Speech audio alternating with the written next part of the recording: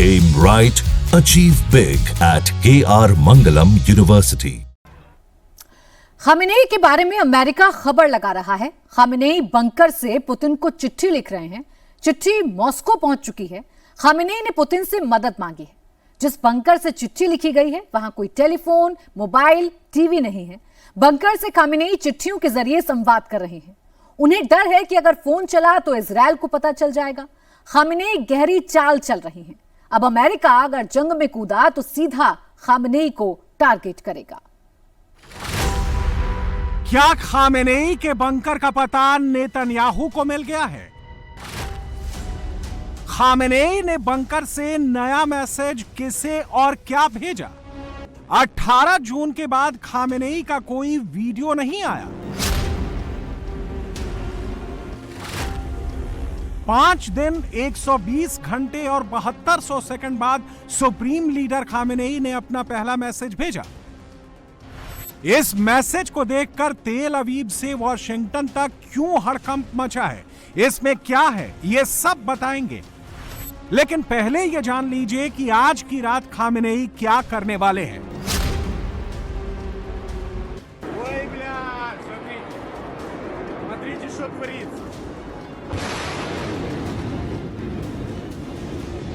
Khamenei ने अपने सबसे बड़े दुश्मन इजरायल पर सबसे बड़ा हमला करने का ग्रीन सिग्नल दे दिया है। उन्होंने कहा है कि दुश्मन ने बहुत बड़ी गलती कर दी है, बहुत बड़ा अपराध किया है। इजरायल को इसकी सजा वो देकर रहेंगे।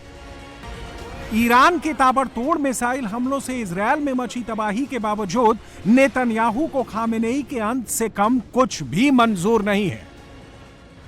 חלקים שונים שבאמת ספגו מכות קשות מאוד.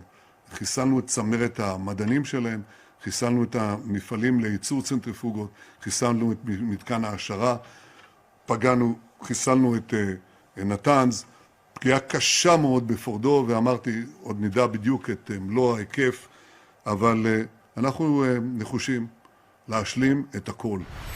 मोसाद के एजेंट अब हाथ धोकर खामेनेई की जान के पीछे पड़े हैं। सुरक्षा कारणों से खामेनेई को बंकर में छुपा दिया गया है। मोसाद के एजेंटों ने जैसे हिजबुल्लाह के नसरल्लाह को बंकर में खोज निकाला था, वैसे कहीं खामेनेई के बंकर तक ना पहुंच जाए, इसीलिए सुरक्षा के अभेद्य उपाय किए गए हैं। जहां खामेनेई का बंकर है वहां कोई इलेक्ट्रॉनिक कम्युनिकेशन डिवाइस नहीं है।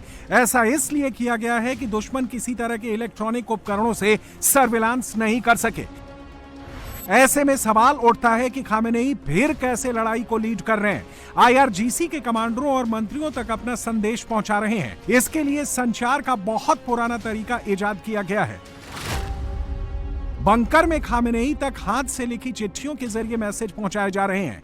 चिट्ठियां पहुंचाने के लिए खामेनेई के बेहद भरोसेमंद लोगों को लगाया गया है। सिर्फ खास लोगों को ही बंकर तक जाने की इजाजत है।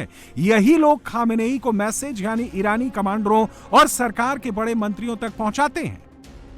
अब खामेनेई के दुश्मन उनके बंकर तक भी पहुंच सकते हैं जब ह्यूमन इंटेलिजेंस का सहारा लें। इसमें बहुत लंबा समय लग सकता है।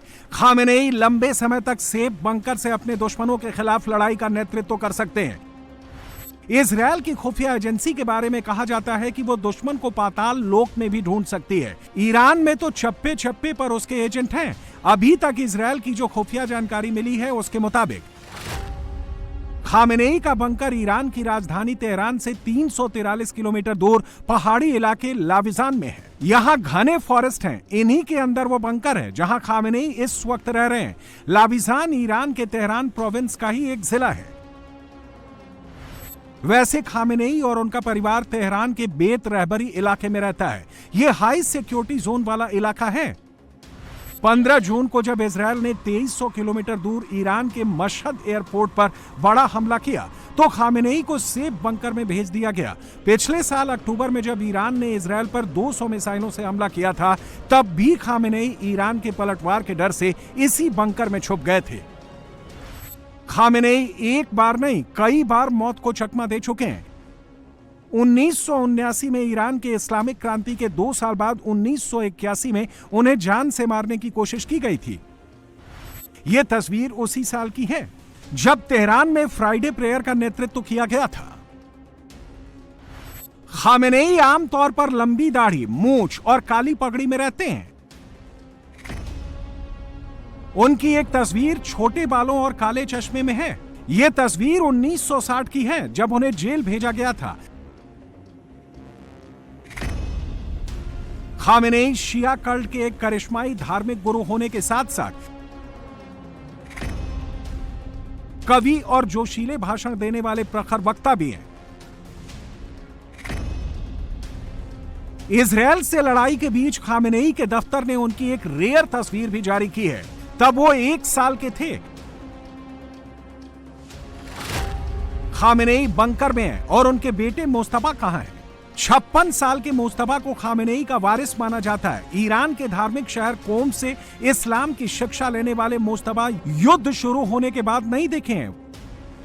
फोर्डो और नतांज में बंकर बस्टर बम गिराने के बाद सिर्फ ईरान के विदेश मंत्री अब्बास अराक्ची ही मीडिया में दिखाई पड़े हैं। बाकी लीडरशिप गायब है। ईरान के 10 बड़े सैन्य कमांडरों और करीब 11 परमाणु वैज्ञानिकों के मारे जाने के बाद उन्हें भी इजरायल के हमले का डर सता रहा है, या ईरान दोनों दुश्मन मुल्कों पर बड़े हमले की तैयारी कर रहा है।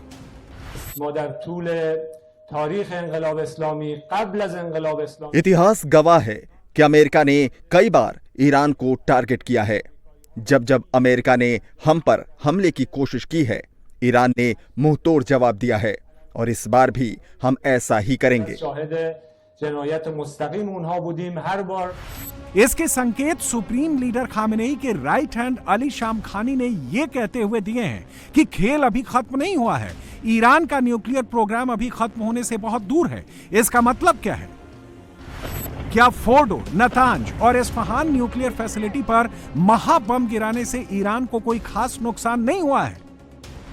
या फिर खामेनेई सरकार ने हमले से पहले ही न्यूक्लियर मटेरियल कहीं और छुपा दिया है? फोर्डो पर हमले से एक दिन पहले करीब 16 ट्रक परमाणु फैसिलिटी से बाहर जाते हुए एक तस्वीर भी सामने आई है।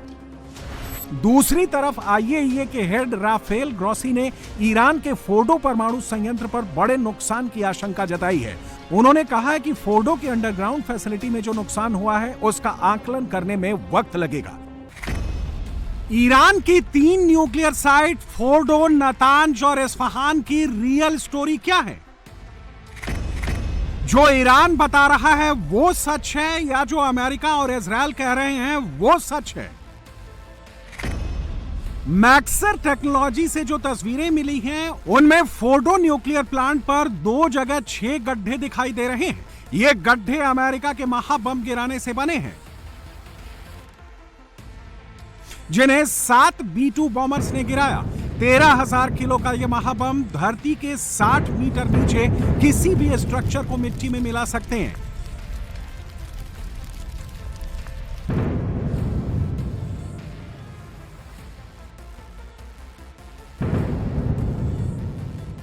ईरान का फोर्डो न्यूक्लियर प्लांट पहाड़ के इतना नीचे है जैसे जमीन पर बहुमंजिला अपार्टमेंट बना हो। क्या इससे अमेरिका का सबसे बड़ा बम GBU-57 भेद पाया? इसे समझने के लिए 2 तस्वीरें देखिए। पहली तस्वीर हमले से पहले की है और दूसरी तस्वीर हमले के बाद की है। हमले के बाद जो तस्वीर ली गई है उसमें टनल के 2 एंट्री पॉइंट, चेक पॉइंट और प्लांट की मेन बिल्डिंग दिखाई दे रही है। न्यूक्लियर प्लांट के आसपास बाउंड्री वॉल बनी हुई है। हमले के बाद ली गई दूसरी तस्वीर में फोर्डो प्लांट के ऊपर 6 बड़े होल दिखाई दे रहे हैं जिनसे धुआं निकल रहा है।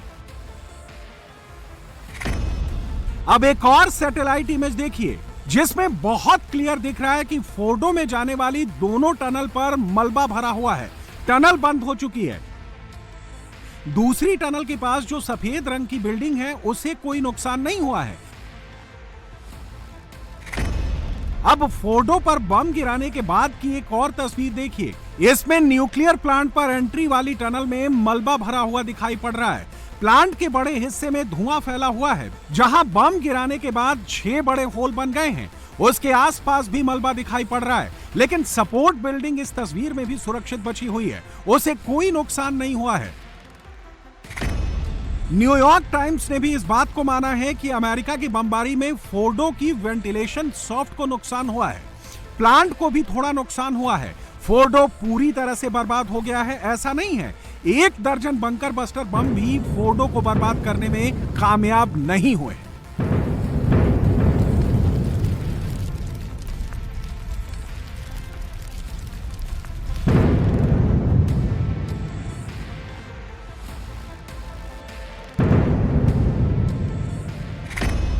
रिपोर्ट्स के मुताबिक ईरान यहां परमाणु बम बनाने लायक यूरेनियम का स्टोरेज रखा हुआ था।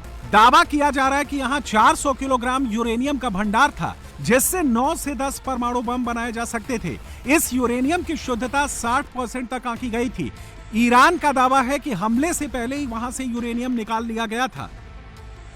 इजरायल इसकी तह तक जाने की कोशिश कर रहा है। भारत में इजरायल के काउंसिल जनरल का कहना है कि फोर्डो पर हमले के बाद ईरान के परमाणु प्रोग्राम को कई साल पीछे धकेल दिया गया है।